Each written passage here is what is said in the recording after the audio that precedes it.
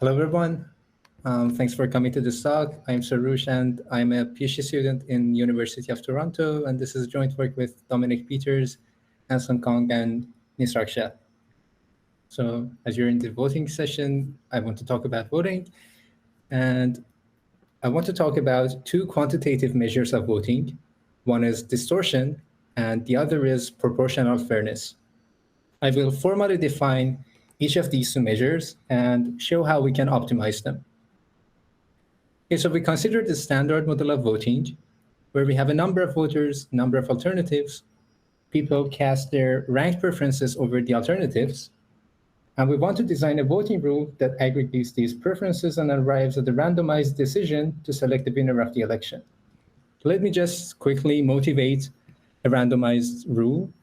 So an alternative way to think about a distribution of alternatives is that a fixed budget is being divided between different projects, and the probability is the percentage of that budget allocated to each project. Okay, so it might not be used in political elections, but there can be some applications for that, some lower stake applications. So back to the model. Given the rank preferences, we want a probability distribution over the alternatives that maximizes some objective. That is, we want to achieve high social welfare or some notion of fairness. But first, how can we define social welfare or fairness here? To have a quantitative measure of efficiency, Prokach and Rosenstein introduced the implicit utilitarian voting in 2006. So in this model, even though voters are giving us ranked preferences, they actually have numerical utilities for each candidate that is hidden to us. For instance, it can be difficult to ask people to identify exact utilities for alternatives and to communicate that with us. So in practice, it can be easier to ask for rankings. Okay, so if we knew the exact utilities, we could find the best alternative with probability 1, which achieves the maximum social welfare. That would be easy. But a voting rule, which only sees the ranked preferences and not the exact utilities, cannot necessarily find that best alternative. So it would return a distribution and achieves some approximation of the maximum social welfare. And our goal is to minimize this ratio and avoid getting too far from the optimal choice. So this is more or less the first objective we want to analyze.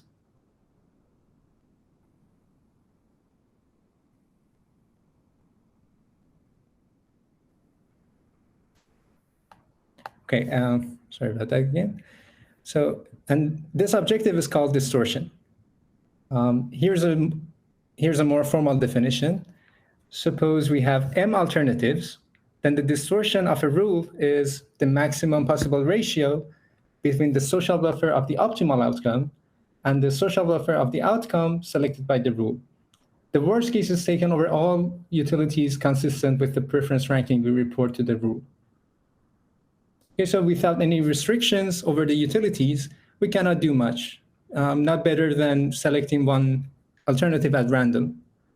In the literature, distortion is usually analyzed under unit sum utilities. That is, we assume for each voter, their utility sums up to 1.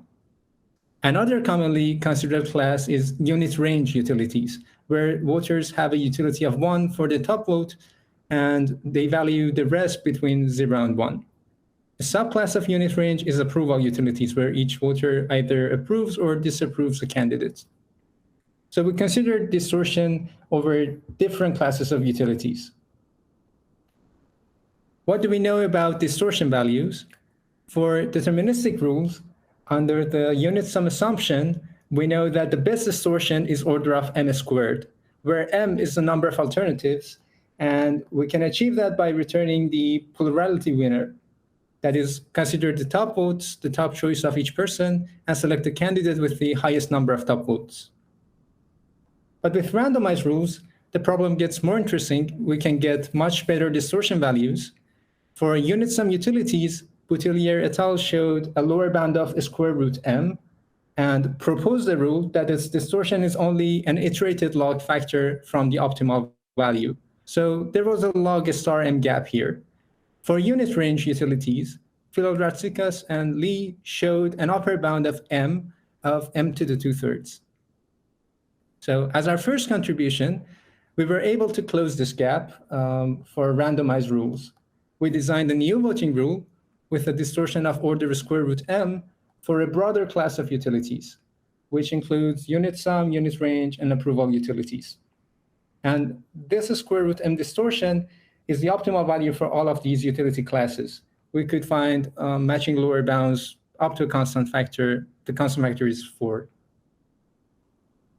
So what is this new rule that achieves this optimal distortion? We call it the stable lottery rule. And it's kind of a nice rule, as in its core, it tries to be fair, and it achieves efficiency by being fair. So let me first define what a stable committee is, and then I'll define what a stable lottery is, and then I'll define the stable lottery rule. So in multi-winner voting, again, we have rank preferences of the voters, but instead we want to select a committee of size k. Instead of a single winner, we have k winners. And in this setting, a general notion of fairness used in the literature is stability. So which committees are considered stable? A committee is stable if for any alternative A, the number of voters who ranked A above all in X is less than n over k. So the idea is this: if there are k seats available, 1 over k of the population, n over k people, should have a say over one seat out of these k seats. So for example, here we have 4 voters and 4 alternatives A, B, C, D. Say we want to select a committee of size 2, and we picked A and B. This committee isn't stable, it isn't fair. And why is that? Because voters 3 and 4 prefer candidate C over both A and B. So they prefer C to everybody we selected, and they are half of the voters, which means they should have a say over one out of the 2 seats. Unfortunately, stable committees may not exist, but Cheng et al. Showed that by allowing randomization, you can always find the stable lotteries. So what is a stable lottery? Instead of a deterministic committee, we want to find a distribution over committees of size k such that it is stable in expectation. That is, for any alternative A, the expected number of voters who prefer A to our lottery is at most n over k. And Cheng et al. Showed that such stable lotteries always exist. Now we are ready to describe our new voting rule. The idea is to find a suitably large fair committee and then return a member of this committee uniformly at random. So first we find a stable lottery over committees of size square root m. Then we act as follows. With probability half, sample a committee from the stable lottery and then return one of its members uniformly at random. With the other half probability, just return someone uniformly at random. Okay, so in other words, we are mainly choosing according to the stable lottery, but to avoid high distortion in an adversarial setting, we need to divide a constant probability evenly among all alternatives. So this is the new voting rule that achieves optimal distortion. And let me add some more notes about this rule. First, on this computation, the difficult part is finding the stable lottery, which Cheng et al. Showed it can be done in polynomial time. And the more interesting thing about this rule is that it achieves efficiency by just returning a random member of a fair committee. And this suggests our first takeaway that, at least in some settings, if you want to be efficient, it pays to also be fair. Okay, so we're finished with the distortion part of the talk. Now I want to talk about a measure of the fairness of voting rules called proportional fairness. And this was first introduced in network theory. I want to emphasize that now we are aiming for fairness directly in single winner voting. We don't want to use fairness as a tool to achieve high social welfare or something like that. Fairness is our goal. And we want to define a quantitative objective of fairness inspired by distortion. And as far as I know, no other compelling quantitative objectives for fairness is known for single winner voting. Okay, so what is proportional fairness? Let me first define it for a distribution over alternatives. Say the underlying utilities is the vector u. We decided on a probability distribution x, but there could be another distribution y that if we move from x to y, the average percentage change in people's utilities would have been significant. For instance, in y, on average, we could have given people a utility that was 2 times higher than what they got in x. So like distortion, proportional fairness is the maximum of such improvements over all possible distributions. Okay, so just a quick note that this value is at least 1. You can set y equal to x, and that value would be 1, at least 1. And if we knew the underlying utilities, we could make this objective to be at most 1 by returning the distribution that maximizes the product of utilities or the Nash welfare. And the lower this objective, the better. So we want to minimize it. And finally, we can define the proportional fairness of a voting rule. I mean, the voting rule outputs a distribution for which we define how to measure proportional fairness. Then the proportional fairness of a rule is the maximum of such values over all of the utilities and distributions returned by this rule. Okay, now let's talk about our results for proportional fairness. First, I will talk about the Sable committee rule. The Sable committee rule is a slight adjustment of this label lottery rule. It achieves square root m proportional fairness, so it doesn't get much better than distortion in here.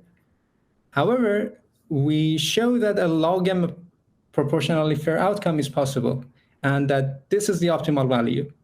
There is an instance on which no distribution can get better than log m.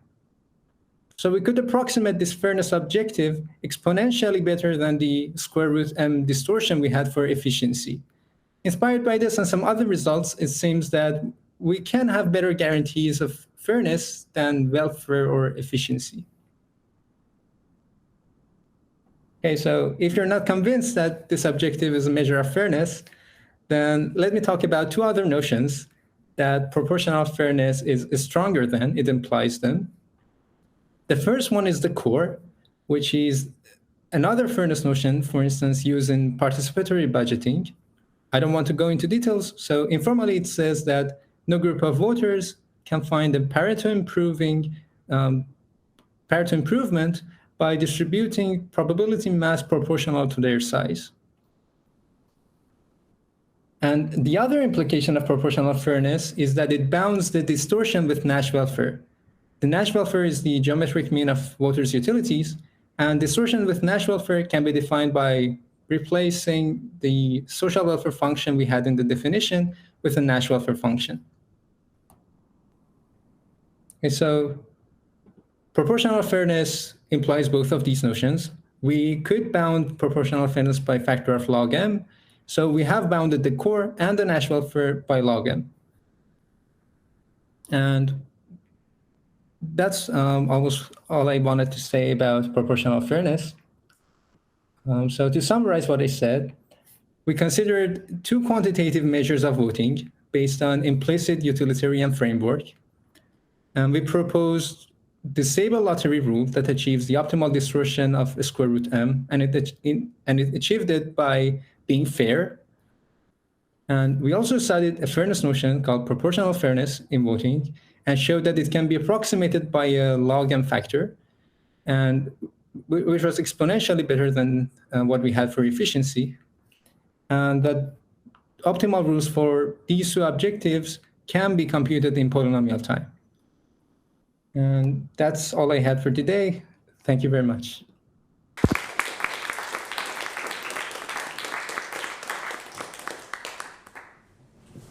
Thank you. Happy to take any questions. Other questions? Yeah, sorry. Hi. So I really like this. I'm wondering Gibert-Satterthwaite theorem. So that applies to deterministic rules, but I think it has an analog. And I'm wondering if you thought about any of the incentive problems or dictatorial issues with this. Right. So what was the setting that you said? If it applies to? So for deterministic voting rules, we have Gibert-Satterthwaite theorem. I think it has a randomized analog. I don't know the statement of it, but I'm wondering if you thought at all about dictatorial problems or incentive issues here. Right. So there's a question. So I'm sorry, can you just repeat the question? So what was the analog about deterministic rules? So for deterministic rules, we have Gibert-Satterthwaite theorem, which says that we can't have a rule with more than two alternatives, which is both non-dictatorial and right. which is sort of incentive compatible. Right. I just. I'm wondering if you thought about any of those issues here. I see. In relation to truthfulness, there is a rule proposed by Prokacha and Boutilier et al. The 2015 paper. It's called the harmonic rule. It is truthful and it gets square root m log m. So another square root log m factor is there. For proportional fairness, we also analyzed it with being truthful.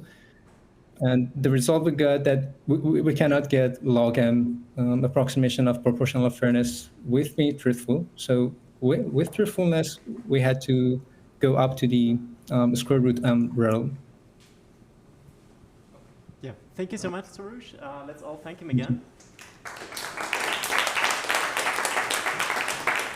Thank you. And our next speaker is going to be Raphael from the University of Southern Denmark. And I unfortunately don't have my paper with me, so I don't know your paper title. I'm sure you'll provide it.